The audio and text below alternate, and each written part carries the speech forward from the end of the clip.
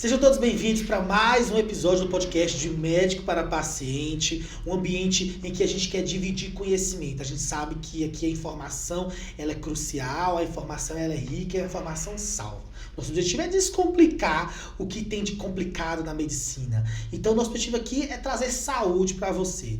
Então, segue com a gente. Hoje a temática vai ser formidável. Se o nome do programa do nosso podcast é de Médico para Paciente, que tal a gente entender um pouco mais sobre essa relação? Essa relação que envolve o médico e o paciente, essa relação de entrega, mas também uma relação de deveres que o nosso paciente tem que ter ao longo do processo saúde e doença. Para isso e muito mais, vamos conversar aqui, temos um convidado especial e temos Daniel do meu lado, como sempre. Fala pessoal, sejam todos muito bem-vindos. Hoje nosso convidado é um amigo, Dr. Jarbas Fonseca, é cirurgião geral pela Universidade Federal de Campina Grande, fez a residência do aparelho digestivo no Hospital Getúlio Vargas em Recife, atualmente é coordenador da cirurgia geral do Hospital das Clínicas em Campina Grande e coordenador também da residência de cirurgia geral também do Hospital das Clínicas. Jarbas, é um prazer ter você aqui conosco. Seja muito bem-vindo, meu amigo. Meus amigos, boa noite a todos. É um prazer inenarrável estar aqui ao lado de figuras célebres como vocês. Luiz eu já conhecia de nome, estou conhecendo pessoalmente dentro da honra. E meu amigo Daniel dispensa comentários, né? A gente conhece desde o finalzinho da graduação dele e o início da minha residência, na minha vida dentro da cirurgia geral. Verdade. Vamos começar, Jarbas.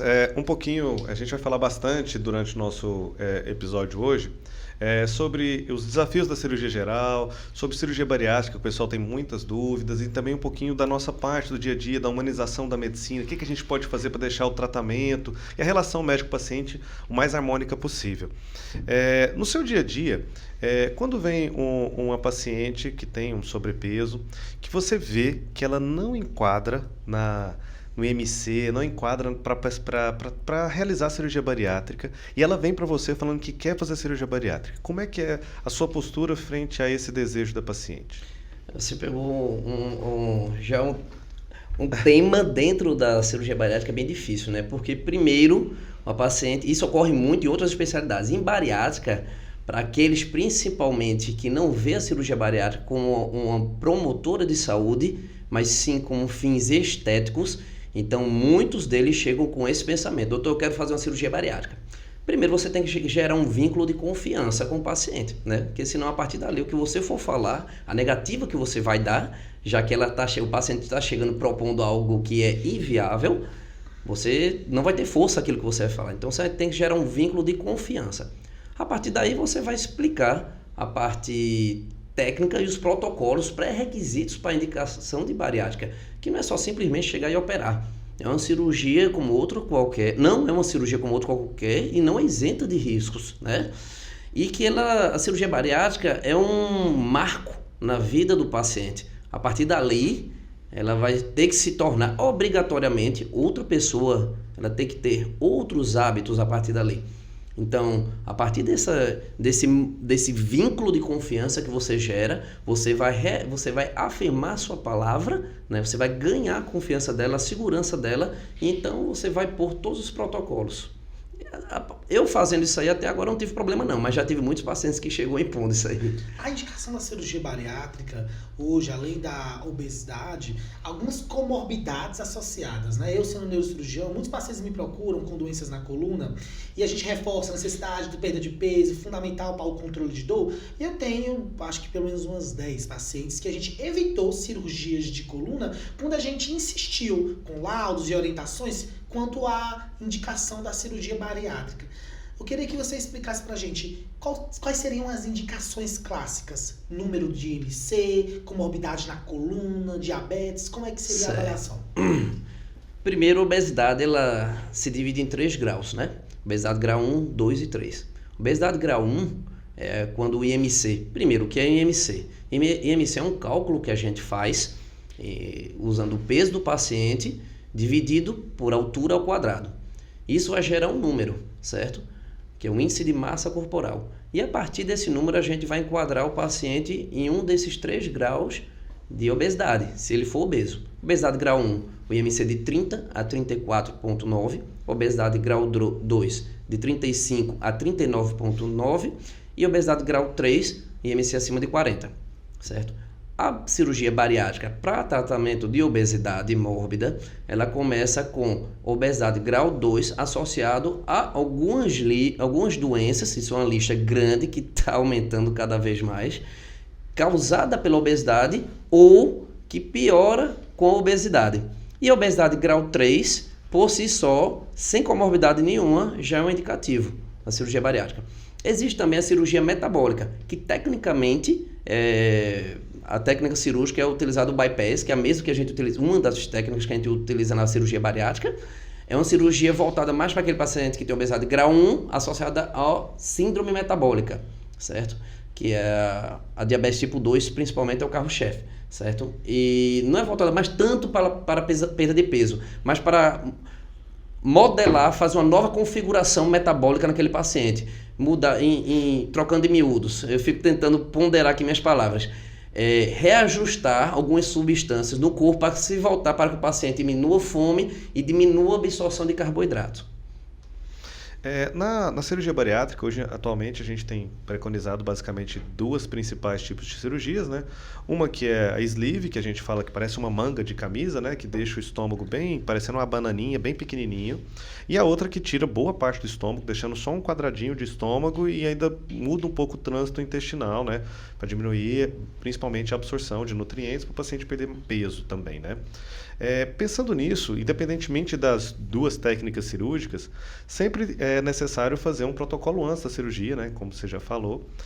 E um desses exames, além de exames cardiológicos, né, passar por uma série de profissionais, psicólogos, terapia ocupacional, se pede uma endoscopia também, né? Muitas vezes vem o paciente, existe até um protocolo pré-cirurgia bariátrica que o paciente vem para fazer uma endoscopia para a gente avaliar se o paciente tem alguma anomalia, se tem uma esofagite, né, que sugira que ele tenha doença do refluxo, que vai auxiliar o cirurgião a saber qual tipo de técnica que ele vai utilizar. E a gente avalia também se não tem úlcera, né, se não tem câncer de estômago, que isso é proibitivo, se não tem a bactéria H. pylori, porque imagina, se você está fazendo uma cirurgia que você vai deixar uma parte do estômago lá dentro, tem uma cirurgia que você não tira o estômago, você só desvia. Imagina, aquela parte do estômago que você deixou lá, você nunca mais vai ter acesso a ela. Se ela tiver bactéria H. pylori, ela vai ficar gerando dor, vai gerar até úlcera e você nem vai saber. Então é uma forma de você evitar. Hoje em dia tem até alguns trabalhos, depois se o Jarbas quiser tocar nesse assunto, que lá em São Paulo tem alguns estudiosos lá dessa parte de cirurgia bariátrica, que hoje em dia estuda-se bastante o estômago excluso, as doenças do estômago excluso. Então, um negócio que dá trabalho pra gente, que é endoscopista, é quando o estômago excluso começa a dar trabalho. Tipo, ter úlcera, ou então quando tem câncer nesse estômago excluso, que eles querem que a gente dê uma olhada. Às vezes, o que acontece? Às vezes o cirurgião tem que abrir o paciente, ou então ele vai por vídeo, puxa o estômago para entrar com o aparelho por dentro ali, sabe? Fica uma endoscopia intraoperatória, e às vezes a gente tem até que fazer CPRE, que é acessar uma outra parte do intestino ali, por esse estômago excluso, que dá para fazer também. Mas nem todo tipo de bariátrica deixa esse pedaço de estômago. Não. É isso que eu vou perguntar. E aí, quais são as diferenças dessas duas técnicas? Existe alguma melhor, alguma pior? Como é que vocês trabalham? Há um mito, né, que muitas vezes o paciente um pouco mais orientado, ele já pesquisou no Dr. Google, né, dizendo que o sleeve, que é a técnica da manga, né, ela perde menos peso e o paciente tende a ter um reganho após comparação ao bypass. Bom, nos estudos mais recentes, não há diferença sensível quanto à perda de peso. A gente está cansado, a gente faz muito no SUS, principalmente o sleeve, né? O paciente perde 80, 85 quilos, perde bem peso, certo? Em comparação ao bypass, certo? Não há grande diferença, certo? Porém, tecnicamente, o sleeve é muito mais reprodutível, certo? Em termos de complicação, também no bypass há uma gama maior de complicações, a lista é maior. Não estou dizendo que é muito mais comum as complicações, mas as chances de complicação são maiores do que o sleeve. Já que o sleeve, a gente vai reduzir o estômago apenas, né? A gente transforma o estômago que às vezes tem 1,5 litro, 2 litros de capacidade para um estômago de 80 ml aproximadamente. Ele fica realmente um tubo, certo? A gente até passa uma sonda de Fouché para moldar, certo? Uma sonda que é a largura de um dedo polegar. E o bypass, além de a gente diminuir o estômago, não retira o estômago, ao contrário do sleeve, deixa o estômago excluso lá dentro, descansando, torna o estômago no pouch gástrico, que é um estômago que cabe aproximadamente 30 a 50 ml e faz um desvio. A gente bypassa faz um atalho, onde aquela pouca comida que vai ser ingerida, ainda assim não vai ser tão absorvida, certo? Então, assim, comparado ao sleeve, o bypass tem mais grampeadas, tem mais suturas, tem mais variação anatômica no trato gastrointestinal do paciente. Então existe a possibilidade de acontecer o dumping, que é quando o paciente ele come um pouquinho mais ligeiro, com um pouco mais de carboidrato, ele vai passar mal, faz hipoglicemia, tem suor, desmaios, né? Isso no sleeve não existe. Certo? Tem a questão das dores de cabeça causadas pelo estômago excluso, que o sleeve não vai ter, né? Se você tiver uma anemia importante, algum sangramento digestivo, tiver coledocolitis, algum problema na via biliar que precise de CPRE, você vai ter que acessar cirurgicamente o estômago excluso para ter acesso a ele ou ao duodeno, né? Ao contrário do sleeve. O sleeve vai ter toda a sua anatomia mantida. Você pode fazer uma endoscopia normal e chega lá no duodeno, chega no estômago remanescente, não tem nenhum problema. Existe também da questão da hernia interna, que até em 15 a 20% dos pacientes pode ocorrer, que é uma brecha formada pelos intestinos na parte do bypass gástrico, certo? Isso aí, o paciente quando perde muito peso, cria-se espaços. Uma alça do intestino pode se insinuar ali e fazer uma obstrução intestinal, fazer uma cirurgia de urgência, né? Faz um nó no intestino, né? E entre outros, né? Um ponto, nós três aqui somos cirurgiões e eu acho que quando a gente está falando em cirurgia, é o máximo de entrega do corpo, de nosso ou do familiar, para o médico, né? E isso exige uma relação de confiança. E essa relação de confiança, ela permeia a necessidade ativa nossa de mostrar autoridade, mas também mostrar que a gente está lá do lado, ao mesmo tempo que o paciente ele precisa se sentir próximo da gente e sentir confiança. Nessa nova era de que a gente está inserido, em que o médico ele sai do patamar de um grande pedestal e está mais próximo do paciente, está mais próximo, está nas redes sociais, está na internet, está nos podcasts, está no YouTube. De que maneira você vê se isso facilita ou não essa construção da relação médico-paciente? Eu sempre observei isso em qualquer esfera da sociedade, seja política, religiosa, dentro da medicina. A sociedade da gente é um pouco pendular. Ela tende a ir de um extremo a outro, certo? Política, uma hora está extrema direita, depois para a esquerda, fica indo e voltando. Na religião também, uma hora mais conservador, depois a sociedade está um pouco mais flexível. Na medicina também. No início, a medicina havia muito mais relação, empatia, toque, aquelas palavras, né? E menos ciência. Depois, com o decorrer do tempo, depois da Idade Média, a medicina ela se voltou muito para a ciência, certo? E esqueceu um pouco dessa relação. E a gente agora chegou no ápice da científico, diria eu, da parte médica, e a gente está percebendo isso daí, está voltando um pouco, tanto é que tem sido discutido bastante sobre a relação médico-paciente. Então, é isso aí. Para você obter essa confiança do paciente, a palavra que eu usaria para que o paciente se sinta seguro com você, haja essa entrega de forma mais suave, tranquila, é empatia. É você fazer aquilo que você queria que fizesse com a sua mãe, certo? Muitos pacientes, quando eu percebo que eles são um pouco mais fechados, introspectivos, eu chego ao ponto de pedir para na hora da cirurgia e explico para ele que vai acontecer isso daí, que eu só vou entrar quando ele já estiver todo coberto. Para não ter aquele medo de ele vai me ver nu.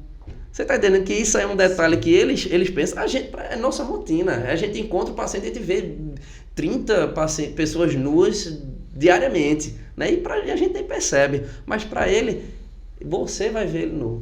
É só você que vai ver nu, entendeu? Então isso a gente nem percebe, mas isso faz a diferença, entendeu? Então você ter uma empatia a chegar ao ponto de pensar nesse detalhezinho, isso vai gerar uma confiança, vai dizer, poxa, ele pensou nisso daí. Se ele pensou nesse detalhe que para ele é besta, então o resto ele tem uma segurança para realizar e fazer o que sabe que faz. Que outros detalhes você coloca hoje, Daniel, na sua prática, na busca de se conectar? ao paciente. Nessa questão que o Jarbas falou, eu acho, por exemplo, quando eu vou fazer uma colonoscopia, que é um estigma muito grande, principalmente para homem, eu sempre explico, e normalmente ele já sabe como é que é, né? Hoje em dia, até o senhorzinho já sabe que ele é o exame por baixo, já é o exame por baixo. O que a gente pode fazer? Antes de começar o exame, já faz uma pré-sedação, então o paciente está deitado ali, antes de abaixar, ele usa uma roupa, a maioria das clínicas tem uma roupinha e tal, mas antes de eu começar a descobrir aquela região, ele já está sedado. Eu não vou começar a descobrir a região dele ali, já deixar aquele desconforto antes dele estar completamente sedado. Então ele já está dormindo, na hora que ele dormiu, eu vou perder o quê? 10 segundos, gente. Isso aí é só o tempo de esperar ele dormir e aí acabou. A conversar bastante, é sempre explicar tudo. Eu costumo colocar uma musiquinha para o paciente, aí durante o exame ali, tudo, ele conversa, a gente vai quebrando o gelo, para ele ficando mais, se sentir mais em casa, tentar quebrar o gelo, literalmente, só para que ele se sinta mais confortável, isso ajuda bastante. Mas eu acho que o principal é explicar, sabe, conversar. Então, quando o paciente veio numa consulta antes, eu já expliquei, e antes de começar o exame, quando eu estou conhecendo o paciente, fazendo aquela anamnese pré-exame, eu converso com ele, principalmente porque eu preciso saber por que ele está fazendo o exame, é um sangramento, é uma constipação, o que está acontecendo, perdeu peso, se não está, histórico na família. E aí naquela conversinha a gente vai tentando quebrar o gelo e tal, às vezes o anestesista já faz uma induçãozinha, já deixa ele mais relaxado, e aí com o tempo muitas vezes vai ter algum medicamento que vai deixar uma amnésiazinha nele, ele nem vai lembrar. Então isso aí ajuda bastante nessa questão dos estigmas que o Jarbas falou, porque realmente essa questão, muitas vezes as pessoas deixam de fazer um exame ou uma cirurgia por vergonha. Tá? Existe isso, né? E se a gente identifica que o paciente está com vergonha, tá receoso de fazer alguma coisa, é nossa função explicar para ele a importância do exame e o que a gente pode fazer para evitar. Então, eu acho essa estratégia de deixar o paciente o mais coberto possível ali até começar a cirurgia, porque aí, quando o Jarbas entrou, ele vai estar com lençol, mas aí depois que ele começar a dormir, que fizeram a indução anestésica, aí tira o lençol, pronto, pinta, faz a degermação, né? Essa é boa. Eu gosto muito que eu peguei essa coisa de ver a música. Você tá usando, né? Eu uso. Eu né? peço pro meu paciente, já tem o quê? A gente se conhece quase há 2 anos, né? Há mais ou menos 2 anos que eu, quando entro na sala, eu pergunto, e aí, dona Maria, qual a música de hoje? Ele já eu uso até numa salinha de pequenas cirurgias que tem ali no HELP, que a gente faz, até para tirar um cisto eu coloco. Aí porque acaba que os alunos ficam mais animados, a técnica de enfermagem, todo mundo da equipe se conecta mais. É incrível. Tá? Porque você consegue quebrar o gelo com uma coisa simples, né? É verdade. E outra, Daniel, você falou um negócio interessante aí da questão do exame, por que ele vai fazer o exame. E eu vou mais além. Às vezes o paciente não sabe nem qual é o exame que está sendo passado para ele. Você sabe que tem colega nosso, né? Que ele passa o exame e tchau. Na nossa realidade do SUS, eu sou SUSeiro, não sei nem se existe esse termo. Eu sou o doido do SUS.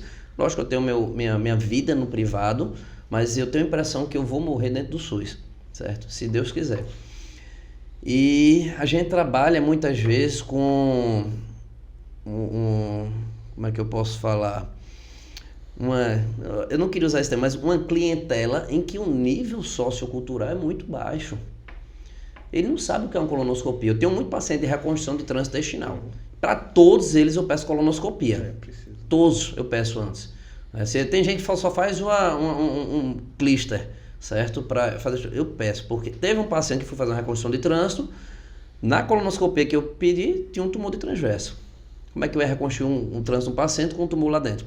Tratei o tumor, saiu bem, deixei ele ostomizado, depois fez a quimioterapia, reconstruí, tá bem, graças a Deus. Mas quando você pede a colonoscopia para ele, que exame é esse aqui, doutor? Colonoscopia. Ele não sabe o que é. Aí eu falo para todos eles, sabe a endoscopia? Sei, por trás, entendeu? Aí ele abre o olhão, aí eu percebo, ali não tinha nem noção do que era colonoscopia. E quando chega sem ter a noção, você não sabe o trabalho que dá. Quando é idoso na clínica, eu não vou fazer esse exame, ele tomou o preparo, tudo, e eu não vou fazer. E que é muito desconfortável. Não vou fazer. O preparo, talvez o mais desconfortável não é o exame em si. É o preparo, né? E quando eu vou explicar para ele, que eu explico como é que é o exame, eu digo, olha, vai ser feito assim, vai passar uma mangueirinha, igual a endoscopia, parte da sua intestino, para a gente ver onde está sangrando, se tem tumor e tudo mais. Mas a sensação que vai lhe dar é que você dormiu, quando acordou você nem percebeu. Não tem dor nem nada, certo? Então, mais uma vez, voltando para a questão do médico paciente, é importante, o pessoal esquece, a gente está virando prescritor de medicação e exame. a gente está esquecendo de explicar o porquê que está se passando e o que é que está se passando para o paciente. No SUS isso é muito importante, minha gente. A gente trabalha com uma galera que não tem noção nem porque está ali com você. Já, tu acredita, já chegou paciente para mim. Você viu por quê? Você viu por quê? Não sei. Foi a secretaria que me... O doutor do posto me encaminhou. O doutor do postinho que me encaminhou. Aí você pega com um colega que não tem essa relação, não pensa nisso daí, o que é que vai fazer? Vai mandar o paciente voltar.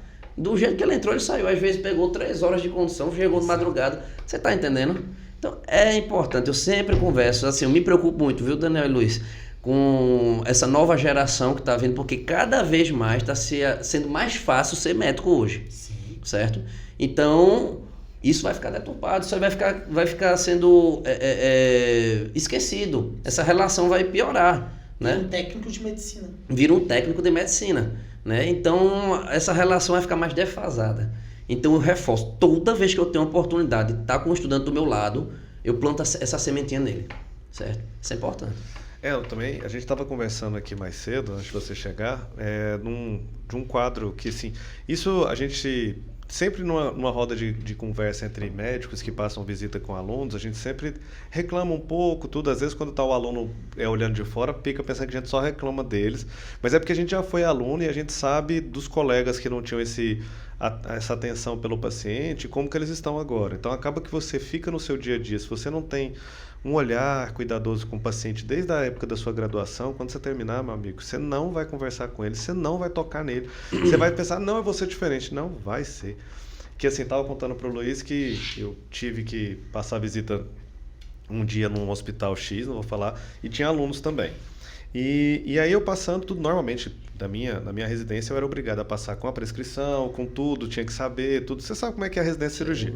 E aí a estudante me falou, então eu perguntei que antibiótico o paciente estava fazendo, e ela foi e me falou, estava fazendo um antibiótico X, e eu falei, tá, ele tomou hoje, tomou ontem? Ela falou, tomou, tá. E eu sabia que eu tinha dado plantão nos dias anteriores, que estava em falta esse antibiótico no hospital. E eu falei pra ela, ele fez? Fez. Eu falei, pega a prescrição. Nem titubeou. Não viu se estava rodelado. Não, ela nem tinha olhado.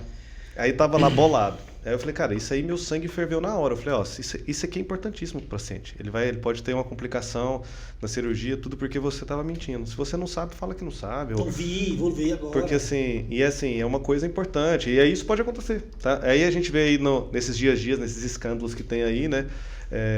Paciente que é maltratado, que passa medicação. Falta de cuidado, né? Falta de cuidado. A gente tem que tratar como se fosse o pai. A mãe, de que maneira eu gostaria que meu pai tivesse sendo atendido? É assim que eu tenho que dar. E aí, às vezes, a gente pensa que isso, se a gente não tiver cuidado, que é o que você estava falando, essa questão de relação médico-paciente, eu acho que essa questão tem que virar, assim, medular, cara. Tem que ser uma coisa que a gente tem que fazer para todo mundo. Não só no nosso dia a dia médico. Acho que até quando a gente está fora da nossa profissão, a gente se importar com o ser humano que está na nossa frente. Pessoa, relação pessoa-pessoa. E eu acho que está faltando um pouco disso. Por mais que a gente está formando mais médicos atualmente, mas igual a gente começou no início do podcast que você falou, assim, que a tendência é que a gente conectar mais com as redes sociais, mas ao mesmo tempo eu vejo que está se afastando mais. Porque nem todo mundo tem esse detalhe, às vezes quer só que o consultório esteja cheio, mas às vezes na consulta não é aquela consulta que vai gerar valor, que vai ter conexão com o paciente, né? E eu digo sempre para os meninos, galera, o médico, se ele for inteligente, ele vai tratar bem seu paciente. Eu não estou falando de cuidado, eu não estou falando de ciência. Eu estou falando de empatia, de proximidade, de carinho, de afeto. Não estou falando para você beijar seu paciente, não. Estou falando dele se sentir acolhido, sabe, do coração aquecido? É isso, entendeu? Se ele for inteligente, ele vai tratar bem seu paciente. Por quê? O paciente não tem conhecimento técnico para lhe julgar. Se você é bom ou um mau médico em termos científicos. Mas, com certeza, ele vai ficar com você se você gerar confiança e ele se sentir acolhido. É o que a gente fala hoje sobre habilidades. O médico do presente e do futuro, ele precisa ter, além de conhecimento técnico, científico, que é registrado em diplomas e certificações e RQS e tudo, a gente tem que ter habilidades, seja de se comunicar adequadamente com o doente, seja de um comportamento compatível com o que a gente está pregando. Não adianta eu estar pregando uma coisa e virando a cara, virando a esquina, eu estou fazendo outra. Então a gente tem que desenvolver essas habilidades que hoje fazem parte da comunicação interpessoal, seja comunicação, seja desenvolvimento de entender como é que eu desenho a jornada do paciente. Eu gosto muito dessa palavra. A jornada do paciente, ela não se fala apenas do paciente particular, mas de que maneira eu posso mudar ou melhorar a jornada do meu paciente do SUS? Ele já vem calejado há tanto tempo, por diversas causas, é falta médico no posto de saúde. Aí ele tá lá há anos esperando a consulta com o médico do posto de saúde para encaminhar para o especialista. Falta médico no especialista. E quando vai o que ele esperou, chega e nem olhou na cara dele. Esperou meses, esperou uma ruma de tempo lá no hospital e tal, quando chega, ninguém nem olha direito.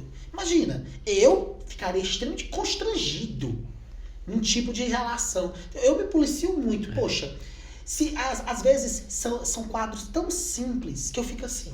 Porque tem gente assim, nossa, mandaram pra mim, eu sou especialista, não devia estar aqui. Mas ele tá aqui. Ele não tem culpa de terem mandado ele. Ele recebe reclamação. Ele tá aqui. E aí você humilha o médico que ele precisa ter. Ponto. E pensando nessa questão da jornada, sabe o que eu acho interessante muitas vezes o que vocês fazem, cirurgiões bariátricos, existem uns encontros, né? Vira quase uma comunidade, sabe? Eu acho interessantíssimo isso. Que aí fica num momento que vocês conseguem se conectar melhor com os pacientes, né? E eles acabam tendo um momento de tira dúvidas com vocês, né? Como é que funciona esses encontros de pacientes bariátricos? Como é que vocês trabalham? A cada mês a gente reúne todos os pacientes que vão ser operados naquele mês, certo? Por exemplo, no início de julho, a gente vai ter um encontro com os pacientes que estão agendados, estou falando isso do SUS, certo? Aqueles pacientes vão ser operados em julho, certo? E a gente vai dar uma aula, literalmente, com slides, explicando as técnicas cirúrgicas, certo? A gente vai falar de obesidade, o IMC, certo? Coisas que a gente não dá para mastigar na consulta, né? Realmente não dá para fazer isso aí. Não dá para fazer isso na consulta. Então a gente detalha bem, fica uma aulinha de aproximadamente 50 minutos, 1 hora, e a gente reserva um tempo depois para tirar as dúvidas, certo? Se bem que, depois de toda a explicação, eu fico tentando podar, segurar realmente meu palavreado, para não falar também termos tão técnicos, falar de uma forma que eles entendam, e fica tão pouco, porque a gente já mastiga tanto ali durante aquela aulinha, que fica poucas dúvidas, mas acontece sim, tem as dúvidas, ainda sempre tem as dúvidas, certo? E isso fica mais palatável para eles, certo? A gente quebra paradigmas, troca, tem gente que chega já, não queria fazer sleeve não, porque perde pouco peso, e a gente desmistifica, e no final já, não, todo mundo quer sleeve, no final foi com medo do bypass, enfim. Né? Realmente é importante, eu acho que não deveria ser algo somente da cirurgia bariátrica, certo? Eu deveria fazer isso, por exemplo, para as doenças oncológicas, e se eu falar na minha realidade de cirurgia abdominal, certo? Talvez na neurocirurgia, né? Onde há muitas sequelas, são sequelas muitas vezes permanentes, eu acho que vale a pena. Né? Toda doença crônica deveria. Toda doença crônica deveria ter esse. Exato. Isso é educação em saúde, né? Educação em saúde. Educado, é um paciente que tem menos dúvida, é um paciente que processa menos, é um paciente que está mais satisfeito com o resultado. Eu falo muito isso para pacientes com dor crônica. A gente precisa sentar e conversar. Não tem chance de eu fazer qualquer procedimento minimamente invasivo ou mais invasivo e eu não reforçar. Vamos reforçar o que a gente combinou? Você está lembrando por que você decidiu? Porque é uma palavra que eu sempre uso. O meu paciente, eu não vou ser operado, doutor Luiz Severo. Não, eu decidi ser operado. Eu decidi ir para uma intervenção mais avançada. Porque o paciente tem que ser ativo nesse processo. Isso. E não a gente enfiar a goela abaixo. Eu tenho essa cartela de possibilidades. E o que é que você decide? Tem pacientes que dizem, mas o senhor que não é o doutor? Eu digo, eu posso ter o conhecimento, mas a vida, você tem que decidir. Eu posso te dizer aqui, essas opções, as porcentagens de riscos, o que eu posso te dar de retorno. Mas você precisa estar consciente e entender. Eu tô aqui para tirar as dúvidas e você decide. Você tocou 2 pontos interessantes aí que já abriu um leque de questionamento, assim, de diálogos para a gente manter em cima do que eu vou lhe falar. Você falou primeiro a respeito do processo. Você sabe que o processo contra o médico, atualmente, eu acho que uns 10 anos para cá, tem crescido em um número exponencial.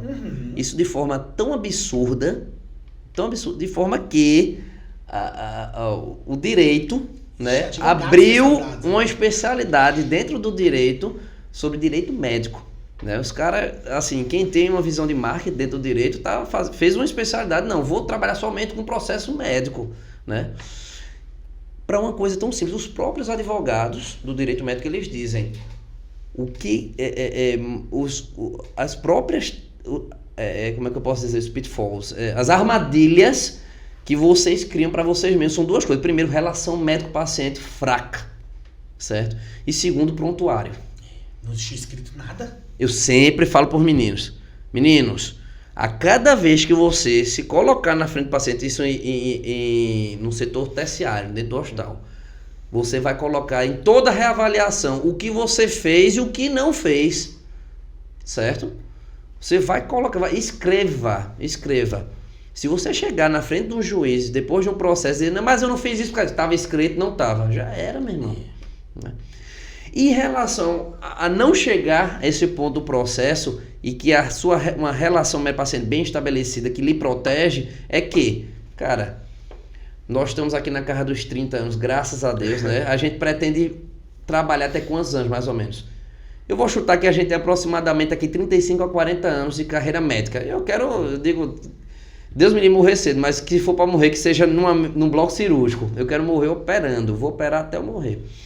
Então a gente tem aproximadamente 35, 40 anos de carreira médica. Será que a gente só vai acertar?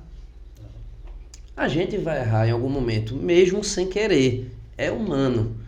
E no momento que isso acontecer, se você colar no paciente, tiver junto dele, ter restabelecido aquela confiança, ainda que ele tenha alguém que chega aqui, cara, vamos processar. Mete o processo, ele vai dizer, não, aí o doutor fulano foi tão bonzinho, ele estava comigo, na complicação ele foi em cima. Exato. Graças a Deus, de todas as complicações que eu tive, todos os pacientes, eles não só voltaram para mim, como eles me indicaram pessoas. Isso é muito importante. Hoje mesmo eu atendi um paciente que um dos procedimentos que eu cheguei a fazer aqui na cidade, e ele teve uma complicação extremamente rara que eu tinha visto só na residência, depois do Fellow Indoor, e o cara fez. E eu lembro que assim, hoje, quando aconteceu a complicação, eu tava com o meu anestesista, que é meu amigo, eu olhei assim e falei, poxa, faz isso, vamos fazer tomografia, ressonância, nada, graças a Deus agora vamos esperar o edema sair. E o cara saiu bem. Mas imagina aquela situação, eu podia ter tomado a decisão de não, complicação, vou internar, vou pedir o exame e amanhã reavalio. Não, só fui pra casa quando eu tive certeza que o cara ia ficar bem. Hoje ele volta bem, querendo fazer outra coisa e manda paciente. É isso, a gente tem que estar conectado com o paciente, a gente tem que mostrar o conhecimento, mas tem que dizer, eu tô aqui do teu lado, não largo a toalha contigo. Mostrar o interesse, né? Verdade, gostei demais dos amigos aqui, achei que foi bastante... Essa questão de complicações acontece, eu acho, em qualquer especialidade. O que você falou é exatamente isso, Jarbas. Acho que a gente tem que dar o máximo da assistência possível, não pensando na possibilidade do processo. Ensina o bem-estar do paciente. Se a gente focar nisso aí, acho que vai dar a tendência de, mesmo se vier o processo e o paciente tiver ficado bem, vivo, isso está valendo também, sabe? Eu acho que depois também, se tiver alguma perda, alguma coisa assim, acho que isso fica como dano secundário, tudo, porque nós somos seres humanos e a gente vai acabar, uma hora vai errar, mas a gente tenta sempre tentar se atualizar o máximo possível para evitar, né? A gente tenta aprofundar as técnicas, tudo, mas isso pode acontecer porque nós seres humanos temos variações anatômicas, as doenças não são sempre as mesmas dos pacientes. E acontece que a gente pode ter esses problemas mesmo. Nem tudo aparece como está no livro, né? Se todo resfriado foi só tosse, febre e coriza. Não, e quando assim, acaba com o nosso sono, com o fim de semana, com um mês, é uma dor de cabeça, a gente fica pensando no paciente o tempo inteiro. Eu não sei como é que uma pessoa, quando tem alguma complicação, um resultado ruim, tipo, não tá nem aí. Eu não consigo. Eu fico Existe. pensando, poxa, como é que eu podia ter feito melhor? Ter dado um melhor resultado?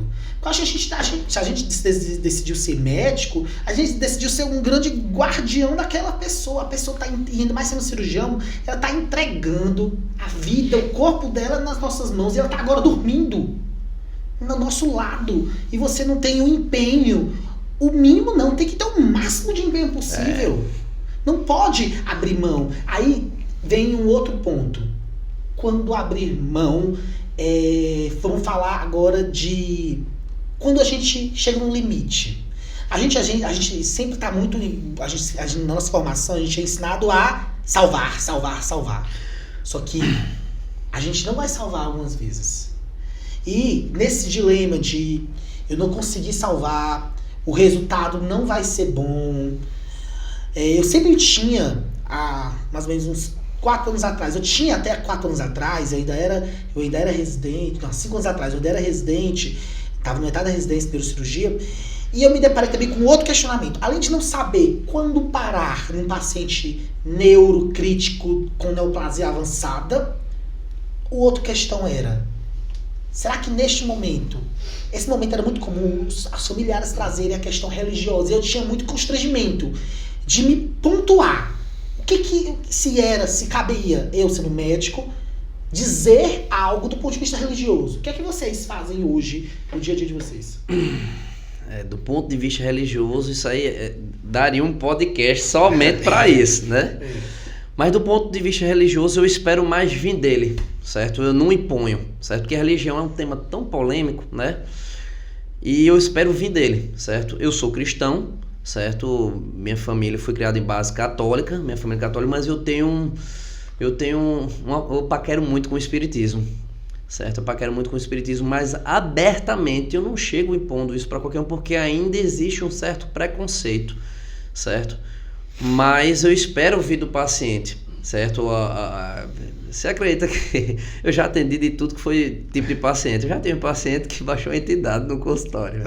Nossa Senhora. E foi algo cômico até certo ponto, porque isso foi na época da minha residência. A porta de saída ficava atrás dele. A minha vontade era de passar por cima dele e sair correndo. Porque ele mudou a voz e tal. Enfim, foi até interessante. Ele disse que não veio para ser consultado, ele veio para passar uma mensagem, passou a mensagem dele e depois a mensagem era boa ou ruim? Não, foi boa. Foi no momento da pandemia, quando eu estava em Recife e tal, eu estava bem mentalmente cansado do meio da residência, aquele peso que é a residência, no meio da pandemia, e ele passou uma mensagem de conforto, certo? Mas com a voz... Com a voz bem estranha, bem estranha. Nossa Senhora. Foi bem estranha, certo? Eu percebi que não era ele. Depois ele voltou a voz ao normal, se despediu e saiu. Nossa Senhora, copiei agora. Foi interessante. Mas assim, no final, analisando, foi uma mensagem de conforto, certo? Então, eu não imponho. E termos políticos também, já tive paciente que chegou dizendo: doutor, se eu votar e Bolsonaro, eu não quero não, eu sou Lula, e o contrário também é a mesma forma, e eu sou o que o paciente está querendo que eu seja ali, certo? Então eu espero muito dele, e faz parte até do rapport, né? Exato. Tem o espelhamento, o camaleão, né? Que tem você ganhar o paciente sendo igual a ele. Certo? Até às vezes no palavreado eu uso também. Eu baixo o nível pro coloquial ao ponto que ele entenda o que eu tô querendo passar para ele, né? Faz parte. É legal, gostei aqui da entidade. Alguma vez já teve entidade no seu consultório? Não, viu? Não. Cara, teve uma época que eu tava atendendo muito padre e noviço, sei lá, o pessoal que tá lá estudando para ser padre, nos conventos aqui na região. Cara, atendi, e aí deu uns 2 padres tiveram, solicitei colonoscopia e veio com um dos padres, o mais idoso, 89 anos, que era até um alemão, deu um problema no intestino dele e aí era câncer. Só que já estava avançado, cara, meta pro fígado, tudo. Aí fizeram paliação, que é justamente, não tem o que fazer. Então não tem, vou tentar operar, não. Esse caso aí é fazer quimioterapia se ele aguentar e dar conforto, sabe? E aí depois, cara, comecei a atender o pessoal que não tinha nenhum parentesco com esse padre, inclusive ele era alemão. Aí vinha gente de 30 anos, 35 anos com medo de ter câncer de intestino. Só que eu tive que explicar para eles, gente, vocês não são parentes deles, vocês só trabalham, só moram no mesmo convento. Pra você ver, essa questão de informação. As pessoas pensam que, nossa, só de eu estar morando ali perto, eu tô correndo risco, tudo, né? E na verdade, eles não eram nem parentes, nada. O padre lá, o alemão, era o chefão deles lá, mas infelizmente acabou falecendo por um câncer de intestino. Aí se ele tiver irmãos, né? Parente de primeiro grau, filhos, né? Aí sim, esses aí vão ter que investigar, né? A partir dos 45 anos ou 10 anos antes do diagnóstico da doença. E aí o que aconteceu foi isso. Eu sei que eu atendi acho que boa parte dos noviços lá pensando que poderiam ter câncer de intestino por uma falta de informação, né? Porque às vezes alguém falou, se alguém morre de câncer de intestino, todo mundo tem que identificar, mas tem que ser parente de Você primeiro fez grau, a né? educação em saúde. Você fez só porque o médico ele não está ali só para atender, não. Ele está ali para orientar. Não é isso? E às vezes o paciente ele não está precisando de um remédio, Só de quer uma conversa. cirurgia, ele só quer conversar. A orientação. Quantas vezes eu não atendo pacientes que vêm pra mim, meu Deus do céu, eu tenho uma dor, e pra ele a dor é um tumor cerebral, é uma coisa extremamente grave. Quando você conversa, examina e vê exames, você percebe que não nada disso. E você acalma. A nossa função muitas vezes é isso, é acalmar, é mostrar que todo o tigre que ele está pintando não é nada disso. As doenças elas são mais simples na maioria das vezes, graças a Deus. É o que a gente sempre, não sei se vocês falam para os internos, gente, se estiver dando seus primeiros plantõezinhos aí, vão pensar no 95% é o feijão com arroz. Não vão pensar na jaridade, síndrome de não sei quem mais lá, não. Pelo amor de Deus. Exato. Certo? E o que você falou foi bastante interessante, a questão da educação e saúde. Certo? Voltando para a questão da educação em saúde, eu acho que está faltando mais na nossa faculdade a educação no cuidar.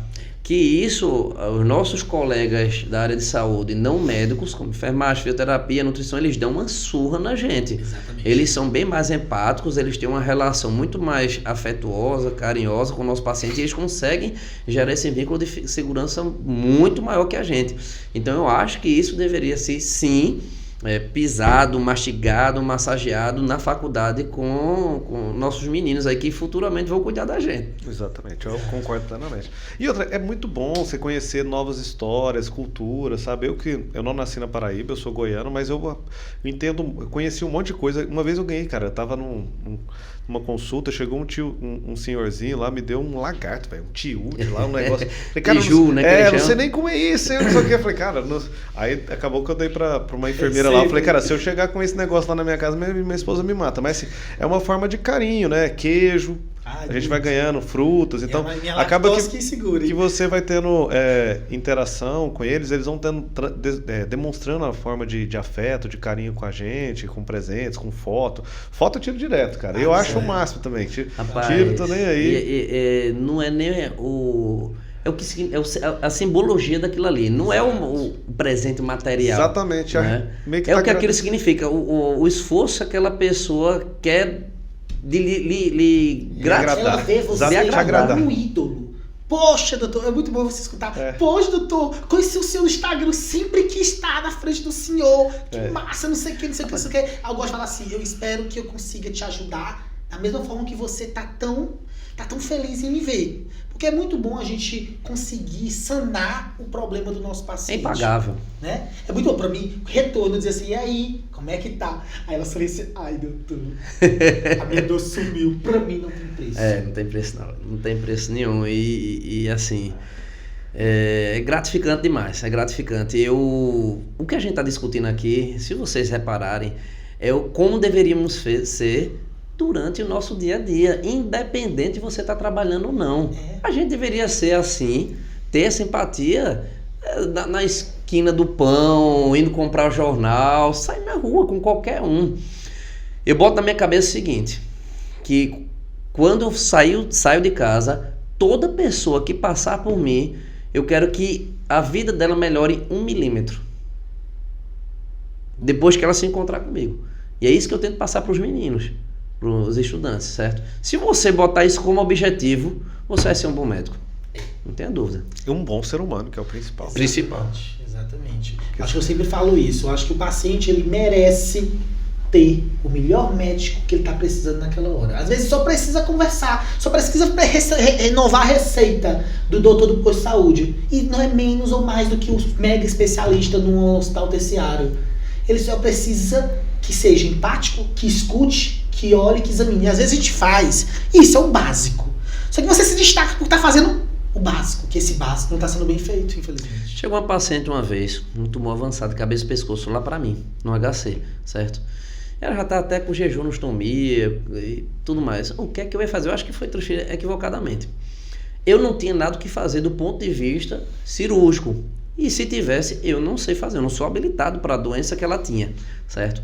Eu só perdi meu tempinho com ela, ganhei meu tempinho com ela ali, peguei o contato de um colega, conversei com ele e encaminhei para ele. Ela fez o tratamento com esse colega, não sei nem se curou, sei que essa mulher não se esquece de mim. O que foi que eu fiz do ponto de vista médico para essa paciente? Nada. Mas eu melhorei a condução do tratamento dela. Ainda que eu não saiba tratar aquilo que ela tem, meu objetivo é pelo menos melhorar o fluxo dela. Aquilo que você falou, a jornada do paciente. Eu vou ser pelo menos a enzima que vai catalisar aquela reação do tratamento dela. Isso é muito importante, né? A gente tem que saber quando a gente não é capaz de resolver. E tá tudo bem. Tá tudo bem. Se eu não sou capaz, eu vou encontrar quem seja. Exato. Se eu não sou capaz ainda, eu vou aprender a ser capaz. Isso. Eu vou me qualificar. Porque eu acho que o grande segredo do médico de sucesso não é você ganhar dinheiro ou ter fama, mas é você conseguir resolver ou direcionar o problema do seu doente. É você ter a capacidade de entender, acolher e dar direcionamento, seja resolutivo ou paliativo. Exatamente. Legal. Essa questão do que o Jarbas colocou aí, uma vez me solicitaram uma endoscopia, chegou um homem, cara, de uns 35 anos para 40 no máximo, com uma criancinha no colo e a esposa também, do lado lá. Muito aflito, falando que ele estava tendo dificuldade para engolir. Eu falei, tô tendo muita dificuldade para engolir, pediram essa endoscopia. Eu falei, beleza, vamos fazer. Fiz a endoscopia dele, cara, não tinha nada no esôfago dele, eu olhei o esôfago proximal, nada, e esse homem tava... Aí terminei o exame, laudei, falei, vou esperar esse homem acordar pra ver por que esse homem tá tendo dificuldade pra engolir, porque a endoscopia dele tá normal, era pra ter alguma coisa. Alguma coisa passou aí, né? Ele, não, tô com dificuldade, a médica pediu pra eu vir aqui, era a endoscopia que tinha que fazer e tal. Eu falei, cara, mas você tá com dificuldade pra engolir como? Como é que é? Não, eu coloco a comida aqui na boca e não desce nada, já perdi um monte de peso e tal. Na hora que eu falei, não, então abre a boca aí que eu vou ver alguma coisa. Eu olho, cara, o palato do homem era só uma lesão. Eu falei, você não viu que tem uma lesão aí? Vi, doutor, mas eu falei, cara, isso era importante, porque teoricamente não precisava nem fazer endoscopia, o problema dele, a dificuldade pra engolir dele era daqui, do palato, não de passar. Aí beleza, a gente encaminhou pro cirurgião cabeça e pescoço no mesmo dia, eu consegui que ele passasse, ele já até operou, mas assim, uma cirurgia bastante complexa, tudo, depois ele conseguiu meu telefone e tudo, já tinha bastante meta, até fiquei bem chateado, porque quando chega em um determinado estágio, para cirurgia de cabeça e pescoço é bastante complicado, sabe? Aí a gente fica, aí ele mutila chorou, muito, né? Lembrando da filhinha e tal, mas acho assim, pelo menos assim, ele vai tentar conseguir comer tudo para poder ganhar peso, tudo. Pra você ver que muitas vezes a gente mesmo tentando conversar, tentando fazer o melhor da gente, se a gente não parar para pensar, porque eu poderia muito bem ficar igual o marido, ficar reclamando, pô, esse cara veio para cá, nem indicação tinha, fez a endoscopia e aí tá com... Mas deixa eu te dizer, o quanto que esse cara deve ter sido espremido para chegar até você. Ele não merece. E o básico, eu acho... me permita fazer esse julgamento, não foi feito lá no atendimento primário, que foi olhar o palato, abra a boca. Exatamente. Se tivesse alguém aberto a boca, já teria direcionado para o especialista. Só que o paciente não precisa agora ser constrangido nessa situação, ele tá ali na minha frente, tem que resolver. Exatamente. Nós somos solucionadores de problemas. Se a gente não soluciona o problema, você pode ser o melhor médico do mundo, mas o paciente está ali. O que acontece justamente, só para a gente concluir, que é quando a gente para, agora mais nessa parte de especialistas, quando tem vários especialistas, colegas nossos, bastante renomados, que ficam criticando colegas que estão no início da jornada, ou então colegas que às vezes fizeram pós-graduação e que estão se destacando. Por que esse cara está se destacando? Porque ele está conseguindo resolver o problema do paciente. Isso. Às vezes o cara é extremamente especialista, ele se chegar na hora que for ter que fazer a cirurgia ali, o cara vai ser pau. Vai ser muito bom. Só que o que acontece? ele não consegue resolver a maioria dos problemas dos pacientes para chegar antes da cirurgia. Ele não consegue ser um cara que consiga pedir uns exames adequadamente, ajudar o paciente a ter acesso àquele exame, ajudar ele a indicar um outro colega que possa te auxiliar, tudo isso. Fazer toda aquela jornada do Ou paciente. mesmo se comunicar adequadamente, mostrar empatia, porque isso não aprende na faculdade. E aí acaba o que acontece é que o pessoal fica Era só o que eu reclamando, sugeri. né? Deveria aprender, já que ninguém aprende durante a vida, que isso aí deveria vir de casa. Exato. Humanização. Eu acho que não é Deveria ter uma faculdade que cadeira tinha. na faculdade. A faculdade não... É porque a medicina é uma das profissões que a gente tem mais relação com o outro, né? Mas, assim, isso aí tem que vir de casa, cara. Se a pessoa foi criada a maltratar o próximo, a não valorizar as outras pessoas, as outras profissões, se achar superior aos outros, acho que não vai ser o curso que vai melhorar isso, cara. A vida vai ter que dar muita paulada nela. É a vida e os erros que eles vão ter que vão lapidar. Porque acho que o curso, mesmo se tivesse uma cadeira, bem com um cara que cobrasse muito, cara, ele poderia passar mas a gente não sabe se o caráter dele iria moldar, entendeu? Tem muito a ver com caráter também, né? Então acho que mesmo a gente tem hora que cara, não tem alunos que a gente olha assim e você fala, cara, esse cara você vê pela conversa, o jeito que ele trata os pacientes, você fala, esse cara, eu posso gastar anos aqui conversando com ele, cara. Os valores dele não batem. Você é um cara que só tá pensando em outras coisas, em dinheiro, em bens, você tá ali com um caso interessante, grave, o cara tá pensando em festa. Medicina como comércio, né? Tem muito, infelizmente, tem uma galera que tá status, né? Acho que o grande problema a gente conciliar, como eu falei, o sucesso não vai vir do dinheiro. O dinheiro é consequência. A realização profissional é consequência. Mas eu acho que todo médico tem que ter um grande propósito. E o propósito ele tem que estar atrelado em conseguir transformar a vida daquela pessoa que está na minha frente para bem. Seja com a cirurgia, com a conversa, com a orientação, com um remedinho. Mas esse é o objetivo de todo médico. Deveria ser conseguir transformar a vida, tratando, curando, medicando, confortando, aliviando. Mas assim, a visão deturpada do sucesso. O sucesso para a grande maioria, né, pelo menos daqueles que têm uma visão marqueteira, é financeiro, não tem para onde correr. Sim. Sucesso para mim é resolver a vida do meu paciente, é ter êxito naquilo que eu estou me propondo a fazer. Esse para mim é o sucesso, porque eu tenho onde dormir, eu tenho que comer e tenho saúde. Acabou. O dinheiro é consequência, certo? Sucesso para mim é êxito no que eu faço. Exatamente. Concordo plenamente. Luiz, quer tocar mais em algum assunto? Acho que hoje a gente já conseguiu falar bastante. Espero que quem está assistindo a gente tenha gostado. A gente vai fazer uma live depois. Acho que a gente pode um dia depois pegar uma live para chamar os nossos alunos, colegas, para a gente trocar uma ideia legal. Acho que foi um podcast a gente deixou bem descontraído, a gente nem usou muita pauta que a gente tinha programado, para tentar falar e tentar ver se tem alguma coisa que você que está assistindo a gente se conecte. Jarbas, nesse momento a gente costuma deixar para o nosso convidado um momento para ele poder dar uma mensagem, fique à vontade. Cara, já que eu acho que 60% do que a gente conversou foi sobre humanização, relação médico-paciente, empatia, velho. Empatia. Tratar o paciente como se fosse sua mãe. Eu não vou dizer nem como você queria que fosse tratado, que tem gente que é masoquista. Mas eu acho que a mãe, filho, não sei, o pai, é uma das pessoas que mais a gente, enquanto ser humano material, ama, principalmente tem um apego físico aqui nessa vida, né? Então, faça aquilo que você queria que fizessem com o seu pai, sua mãe ou seu irmão, certo? E o retorno aí é a consequência. Com certeza. E claro, você que acompanha a gente no episódio, não deixe de seguir a gente no Spotify, no YouTube, não deixe de seguir a gente no TikTok. Não deixe de classificar esse episódio em 5 estrelas. Nem pense em fazer menos que isso. 5 estrelas, compartilhar para todos os seus amigos. E claro, seguir a gente nas redes sociais, @drluissevero.neurocirurgia. Dr. Daniel Martins com 2 S's. @Dr. Jarbas Fonseca.